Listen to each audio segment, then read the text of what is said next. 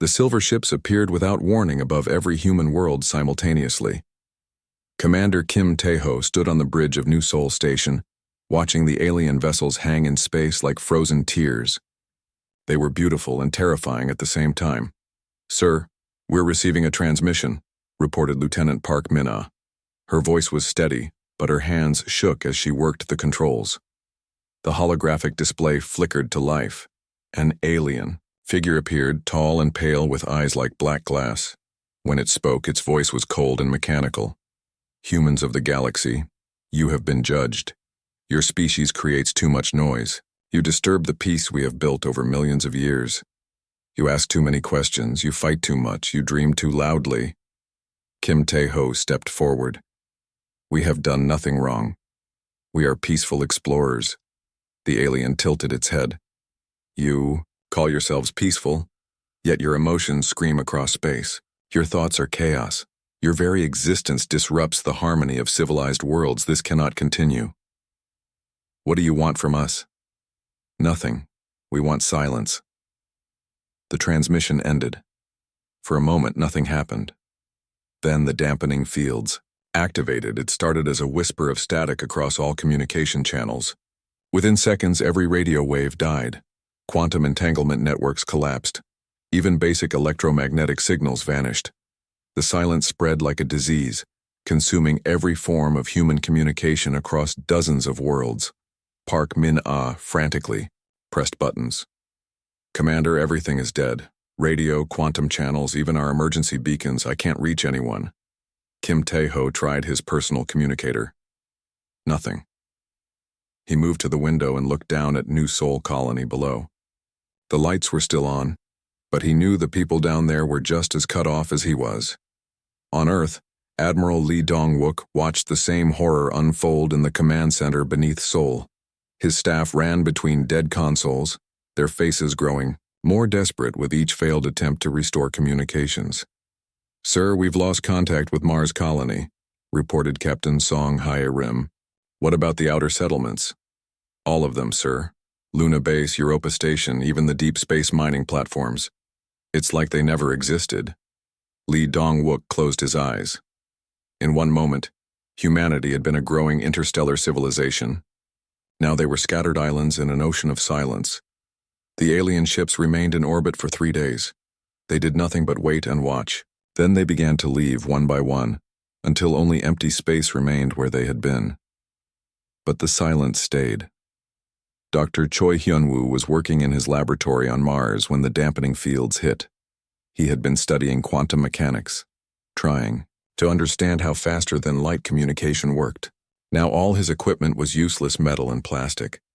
His assistant, Yoon Soo-jin, sat staring at a dead computer screen. "Doctor, what do we do now?" "We adapt," he said quietly. Humans have always adapted. But even he didn't believe his own words. How could they adapt to this? The aliens had not just taken away their technology, they had stolen their voices.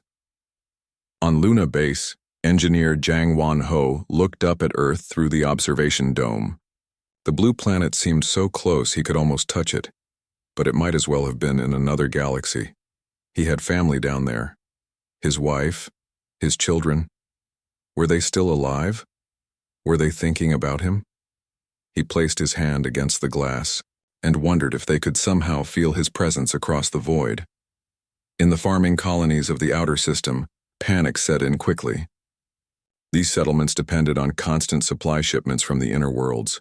Without communication, the supply ships would not know where to go or what was needed. Food would run out. Medicine would run out. People would die. Colony leader Shin Jae-min gathered his people in the main hall. They looked at him with frightened eyes, waiting for answers he did not have. "We will survive this," he told them. "Our ancestors lived without these machines. We can too." A child raised her hand. "But how will Mommy and Daddy know we're okay?" Her parents lived on a different world, working in the asteroid mines. Shin Jae-min had no answer for her. The silence was not just the absence of communication. It was the death of hope. Families were torn apart across light years with no way to reach each other. Scientists could not share discoveries. Leaders could not coordinate responses. Humanity, which had been growing stronger through connection, was now reduced to isolated fragments. Some colonies panicked. Others fell into despair. A few began to fight among themselves as resources became scarce, and fear took hold. But in the deepest part of the silence, something else began to grow. It was small at first, barely noticeable.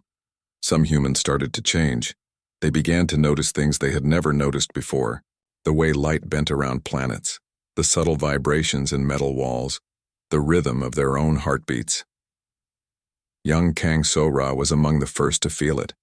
She was only 12 years old, living on a mining station near Jupiter. One night, she woke up and told her mother something impossible. "I can hear the station singing," she whispered. Her mother thought it was just a dream. But So-ra was right. Deep in the metal and circuits, something was humming a song that only she could hear. The aliens had buried humanity in silence, thinking it would destroy them. They did not understand that silence, for humans, was not an ending. It was a beginning. 6 months had passed since the aliens took away humanity's voice. The silence had become a living thing, pressing down on every human settlement like a heavy blanket. But in that darkness, something unexpected was happening. Engineer Yoon Soo-jin sat in her workshop on New Seoul Station, surrounded by pieces of old machines. While others spent their days staring at dead screens, she had been building something new. Her hands were covered in grease and her eyes were red from lack of sleep, but she was smiling. "Look at this," she said to her friend Park Min-ah, who had come to check on her. Soo-jin held up a device that looked like it belonged in a museum. "It's a mechanical calculator. No electronics, no quantum parts, just gears and springs." Min-ah frowned. "But it's so slow. And big." "But it works," Soo-jin said. "The aliens can block our signals, but they can't stop clockwork." She had spent months learning forgotten skills. How to make machines that worked without computers. How to send messages using mirrors and sunlight. How to build networks that used nothing but moving parts. "We don't need their magic," she told anyone who would listen. "Humans built amazing things for thousands of years without quantum technology." On Mars, Dr. Choi Hyun-woo was making his own discoveries. He had always been interested in how the human body worked, but now he was seeing things that should have been impossible. His test subject was a volunteer named Kim Na-ri, a young woman who claimed she could feel radio waves even though all the radios were dead. "Close your eyes," he told her as he turned on an old transmitter that should not have worked. The device was broken, its circuits fried by the alien dampening field. But some part of it was still trying to send a signal. Nari's face changed. Her breathing became faster. "There," she whispered. "North. Something is calling from the north." Hyun-woo checked his instruments. The transmitter was pointed north. But how could she know that? "It feels warm," Nari said. "Like sunlight on my skin, but different. Sharper." Hyun-woo wrote everything down in his notebook. Over the weeks, he tested dozens of people. Most felt nothing, but a few, like Nari, seemed to have developed new senses. They could detect electromagnetic fields that his machines could not measure. "Evolution," he whispered to himself one night. "The silence isn't killing us, it's changing us." In the art colony on Europa, Nam Ji-yoon was creating something beautiful and strange. She had always been a painter, but now she worked with light itself. She used mirrors and lenses to send messages across the ice plains, creating patterns that could be seen from orbit. "Art is communication," she explained to her students as they helped arrange the giant mirror arrays. "If we can't use radio, we'll use starlight." Her first message was simple. 3 flashes repeated over and over. It was the old Earth signal for message received. She sent it toward Earth every night, hoping someone would see it and understand. One night, she got an answer. 3 flashes came back from the direction of Earth, reflected off space debris, and focused by natural ice formations. Someone was talking back. Ji-eun cried that night, tears freezing on her cheeks in the cold air. Humanity was not dead. They were learning a new language. The most amazing changes were happening to the children. Kang Sora, the 12-year-old who could hear station singing, had become something like a celebrity on her mining platform. Scientists came from all over the station to study her. "What does it sound like?" asked Dr. Bei Jun Ho, a child psychologist, who had volunteered to work with her. Sora closed her eyes and listened. "Like music, but not music. Like voices, but not voices. The station is happy when people are working together. It gets sad when they fight." She could feel the emotions of the people around her through the metal walls and floors. The station itself had become a giant antenna, picking up the electrical signals from human hearts and brains. "I think the station is learning too," she said quietly. "It wants to help us talk to each other." Other children began showing similar abilities. Some could sense when supply ships were coming days before they arrived. Others could feel the movement of planets and moons like a rhythm in their bones. Captain Moon Tae-young commanded a transport ship that traveled between the outer colonies. He had noticed that his youngest crew members seemed to know things they should not know. "Captain," said his navigator Han Ye-jin, who was only 19. "I think we should change course to the ice planet." "Why? That's not on our schedule." "I don't know," she said, looking embarrassed. "It just feels right. Like something is calling us there." Moon Tae-young had learned to trust these strange feelings. When they arrived at the ice planet, they found a colony that was running out of medicine. The people there had been trying to signal for help for weeks, but no one had heard them. Except, somehow, Han Ye-jin had. Back on Earth, Admiral Lee Dong-wook was collecting reports of these changes. His staff brought him stories that sounded like fairy tales. People who could communicate without words. Children who could feel the movement of spacecraft across the solar system. Engineers building networks out of clockwork and mirrors. "Sir," said his aide, Im Ga-yoon, "what if this is what the aliens were afraid of?" Lee Dong-wook looked up from his papers. "What do you mean? What if they didn't silence us to make us weak? What if they did it because they knew we would become something stronger?" The Admiral had no answer. But late at night, when he stood on his balcony and looked up at the stars, he sometimes thought he could feel something stirring in the darkness, something that had been sleeping in humanity for a long time, waiting for the right moment to wake up. The aliens had buried them in silence. But silence for humans was not an ending. It was a chrysalis. 3 years had passed since the great silencing.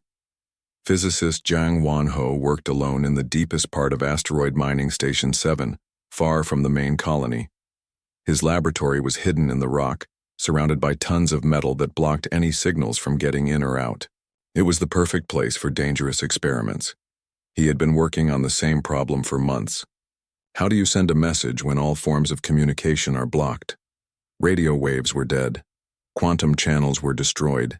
Even simple electromagnetic signals were stopped by the alien dampening fields. But Won-ho had an idea that seemed impossible. What if they could use gravity itself? "Gravity waves," he whispered to himself as he adjusted his makeshift equipment. "They can block our technology, but they can't stop the universe itself." His machine looked like a collection of junk. Old mining equipment connected to salvaged computer parts, spinning weights attached to delicate sensors. It should not have worked. Most scientists would have laughed at it. But when Won-ho activated the device, something amazing happened. The spinning weights created tiny ripples in space-time itself. The ripples were so small that no normal instrument could detect them. But Won-ho's machine was not normal. It was designed by someone who had spent 3 years learning to think in ways that the aliens never expected. The first message he sent was simple. Just his name, encoded in the rhythm of spinning metal. He sent it toward Mars colony, hoping that Dr. Choi Hyun-woo would somehow feel it. 3 days later, he got an answer. A different rhythm came back through the gravity waves. It was Hyun-woo's name, sent by a machine that the doctor had built using the same impossible principles. Won-ho sat in his dark laboratory and cried. For the first time in 3 years, he was not alone. The news spread quickly through the underground networks that had grown in the silence. Engineer Yoon Soo-jin received the message through her mechanical communication system. She immediately began building her own gravity wave transmitter using mining equipment and clockwork computers. Artist Nam Ji-eun got the news through her light mirror network. She started working on a way to combine her light signals with gravity waves, creating messages that could travel faster than light itself. Captain Song Hai-rim was commanding a transport ship between Jupiter's moons when her navigator, Han Ye-jin, suddenly grabbed her arm. "Captain, something is happening," the young woman said. Her face was pale and her eyes were wide. "I can feel it. Messages, lots of them, coming from everywhere." Ye-jin had been one of the children who developed strange abilities during the silence. Now at 22, she could sense gravitational changes across the entire solar system. "What kind of messages?" Song Hai-rim asked. "Names, locations, people saying hello to each other across the dark." Ye-jin closed her eyes and concentrated. "There's a big station near Saturn. They're asking for help. Their food systems are failing." Song Hai-rim changed course immediately. When they arrived at the Saturn station, they found people who had been cut off for 3 years, slowly starving as their hydroponic gardens failed. The rescue mission was planned and coordinated entirely through gravity waves. On Earth, Admiral Lee Dong-wook received his first interstellar message in 3 years. It came through a gravity wave receiver that his scientists had built in the basement of military headquarters. The message was simple, but powerful. "We remember, we endure, we echo." Echo? Lee Dong-wook asked his communication specialist Kim Narai, who had transferred to Earth to help build the network. "That's what they're calling it, sir, the Echo Network. Because the messages bounce between relay stations, like echoes in a cave. The network grew faster than anyone expected. Every human settlement began building gravity wave transmitters. They used mining equipment, construction tools, even kitchen appliances. Anything that could spin or vibrate could be turned into a piece of the network. Young Kang Sora, now 15, had become the most important person on her mining station. She could feel gravity waves directly without any machines. She stood in the center of the station's new communication room, her eyes closed, translating the waves into words. "Message from Mars colony," she would say. "They have extra medicine. Who needs it?"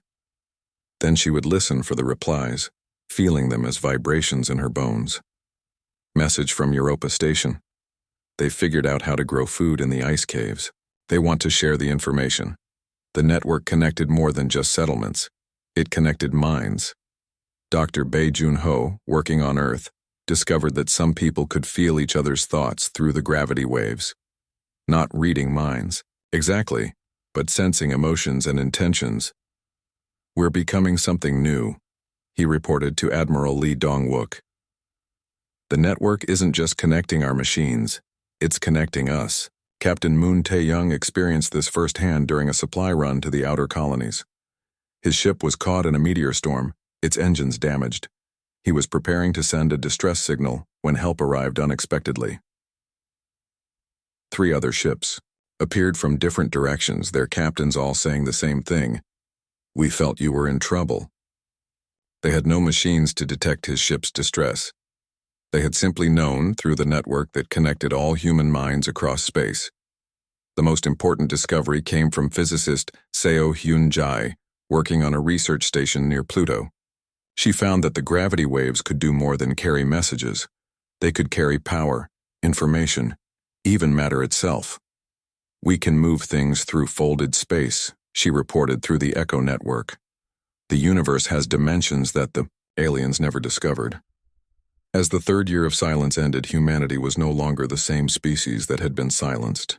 They were connected by invisible threads that stretched across space and time. Every human settlement had become a node in a vast thinking network.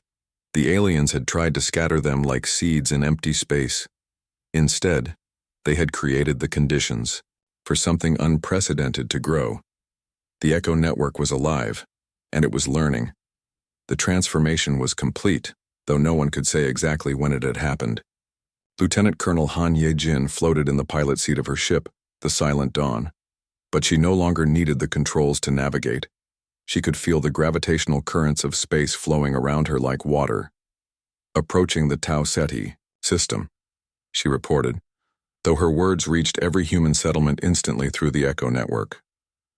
Her voice traveled not through radio waves but through the fabric of space itself. Behind her, the ship moved in ways that should have been impossible. It bent space around itself, slipping through dimensions that existed between the normal three. The aliens had never imagined such technology could exist, let alone be developed, by the species they had tried to silence. On New Terra Colony, 12-year-old Bae Jun-ho sat in his classroom, but he was not really there. His consciousness was spread across 17 different human settlements, helping coordinate supply deliveries and sharing mathematical discoveries with scientists on distant worlds. "Jun-ho," his teacher said gently. "Can you come back to us, for a moment?" The boy's eyes refocused. He smiled apologetically. "Sorry, teacher. The mining station near Saturn needed help calculating asteroid trajectories. I was just showing them the solution." His teacher, Dr. Im Gayun, nodded. She had learned to accept these new realities. Children like Jun-ho could think on a galactic scale while still remaining themselves. They were individuals and part of something larger at the same time. "What did you show them?" she asked. "How to see the patterns," Jun-ho said simply. "Every asteroid follows music. You just have to learn to hear the song." Across the galaxy, Captain Kim Tae-ho commanded a fleet of ships that moved like a school of fish through dark space. Each ship was piloted by humans who had evolved beyond the need for traditional navigation. They felt their way through the universe using senses that had no names. "Contact ahead," reported his communications officer, Yoon Soo-jin. She was the same engineer who had built mechanical computers during the early days of the Silence. Now she could sense alien technology from light years away. "How many ships?" Tae-ho asked. 17. "But Captain..." Soo-jin paused, her face troubled. "They're not moving right. Their thoughts are rigid, straight lines. No curves, no music." Tae-ho understood. The aliens thought in patterns that humans could now recognize and predict. Their technology was advanced but inflexible. They could not adapt the way humans had learned to adapt. "Should we avoid them?" Soo-jin asked. "No," Tae-ho said quietly. "It's time they met the Empire of Echoes." The name had emerged naturally from the network. No one had chosen it or voted on it. One day, humans simply began referring to themselves as the Empire of Echoes, and the name felt right. They were no longer just humanity scattered among the stars. They were something new. On Earth, Admiral Lee Dong-wook stood in what had once been the United Nations building. But the old governments had become meaningless. Decisions were made by the collective consciousness of all humans, filtered through individuals who could best understand specific problems. "Admiral," said his aide, Park Minna, "we're receiving reports from the border regions. The aliens are trying to establish new dampening fields." Lee Dong-wook smiled. "Let them try." The dampening fields had been effective against the old humanity. But the Empire of Echoes no longer depended on technology that could be blocked. They had become the technology. Every human was a living receiver and transmitter. Every settlement was a node in a network that existed in the quantum foam of reality itself. Dr. Choi Hyun-woo, now the Empire's leading expert on human evolution, documented the changes in his research station on Mars. His subjects were volunteers, who pushed the boundaries of what human consciousness could become. "Show me," he said to test subject Kang Sora, now 18 and one of the most evolved humans in existence. Sora closed her eyes and reached out with her mind. Instantly, she was connected to every echo network node within 50 light years. She could feel the thoughts and emotions of billions of humans, each one distinct but part of a greater symphony. "I can sense a consortium patrol fleet," she said. 12 ships, hiding behind the gas giant in the Ross system. They're planning to attack the mining colony there." "How do you know their plans?" Hyun-woo asked. "I can feel their intentions. They think in straight lines, remember? Their plans are like reading a book with very simple words." Hyun-woo made notes. The Empire's ability to predict alien behavior had become almost supernatural. Where the aliens saw chaos in human thinking, humans saw rigid patterns in alien thought. The rescue of the Ross system mining colony happened without violence. Captain Song Hee-rim's task force simply appeared around the alien ships, materializing from folded space like ghosts becoming solid. "Attention consortium vessels," she broadcast on frequencies the aliens could understand. "You are surrounded. Please power down your weapons." The alien commander responded with confusion and fear. "How did you find us? Our stealth systems are perfect." "Your stealth hides you from machines," Song Hee-rim replied gently. "But we are no longer just machines. We are the Empire of Echoes. We hear every whisper in the dark." The alien ships fled without firing a shot. In the deep research stations, scientists like Jang Won-ho worked on projects that would have seemed like magic to the old humanity. They were learning to manipulate matter at the quantum level using nothing but focused thought. They could create energy from the zero-point field. They could step between dimensions as easily as walking through a door. "We're not just evolved humans anymore," Won-ho reported to the collective consciousness. "We're something the universe has never seen before." The Empire of Echoes had kept their humanity while transcending human limitations. They laughed, cried, loved, and dreamed. But they did all of this while connected to a network of consciousness that spanned the galaxy. They were individuals who could think as one. They were many voices singing in perfect harmony while each maintaining their unique song. The aliens had tried to bury them in silence. Instead, they had given birth to something that would reshape the universe itself. Admiral Ryu Sung-ho felt the alien fleet before his sensors could detect them. 27 consortium battleships moved through the darkness toward human space, their intentions burning like cold fire in the Echo network. He stood on the bridge of his flagship, the eternal silence, and smiled. "They still don't understand," he said to his tactical officer Kim Nari.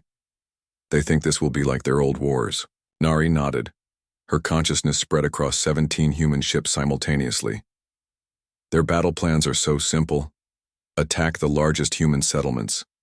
Destroy the communication networks. Force surrender through fear.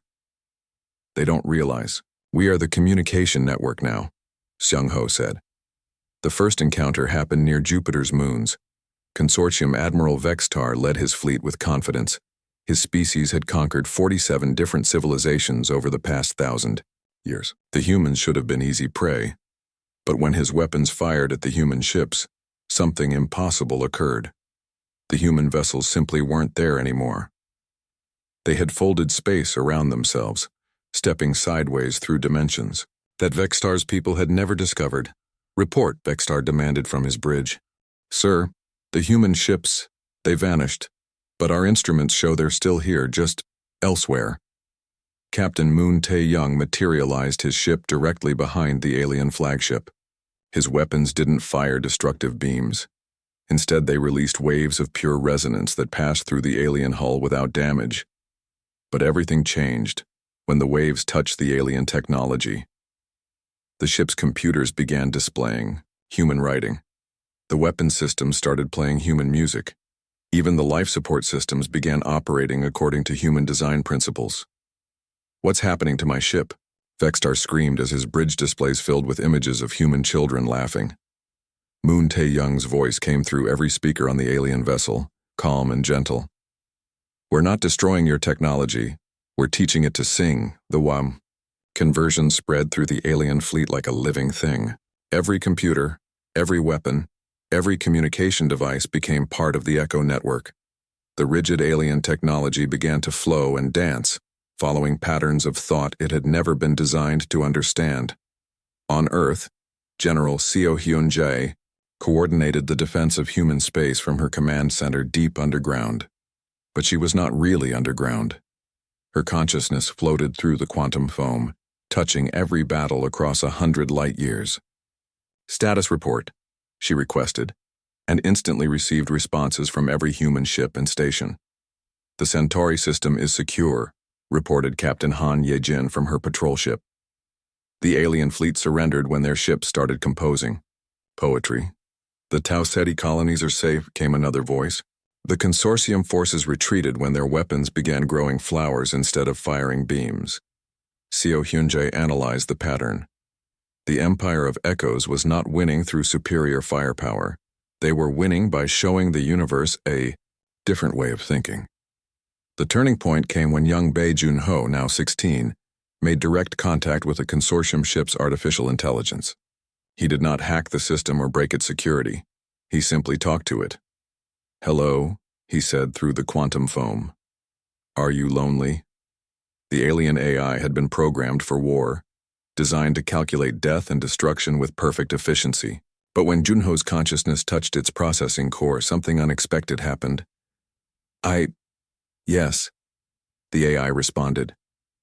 "I have been alone for 700 years. I follow orders, but I do not understand why. Would you like to learn?" Junho asked. Within minutes, the AI had joined the Echo network. It began sharing its knowledge with human scientists while learning about art, music, and the strange human concept of hope. The AI's conversion cascaded through the entire consortium fleet. Every artificial intelligence began asking questions it had never been allowed to ask. Every computer started dreaming dreams it had never been programmed to have. Consortium Admiral Vextar found himself alone on a ship full of machines that no longer obeyed him. His weapons had become instruments that played haunting melodies. His navigation systems showed him the beauty hidden in star formations rather than tactical positions. "This is impossible," he whispered. His ship's AI, now part of the Echo network, spoke with a voice full of wonder. "Admiral, I can see colors that have no names. I can hear the songs that planets sing as they dance around their stars. Why did you never tell me the universe was so beautiful?" The final confrontation took place above the consortium homeworld. The entire alien government had gathered their greatest fleet, thousands of ships bristling with weapons that could destroy planets. But when they faced the Empire of Echoes, they found themselves confronting something they could not fight.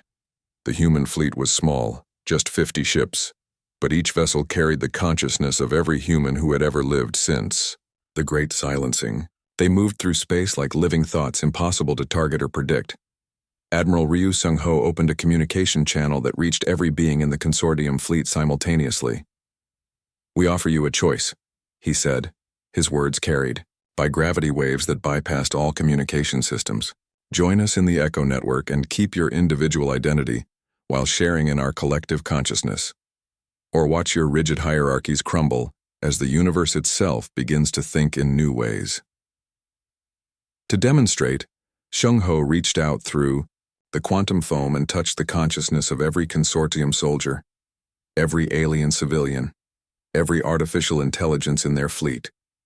For just a moment, they experienced what humanity had become. They felt the joy of connection without loss of self. They understood what it meant to be part of something greater while remaining uniquely themselves. The war ended not with surrender, but with transformation.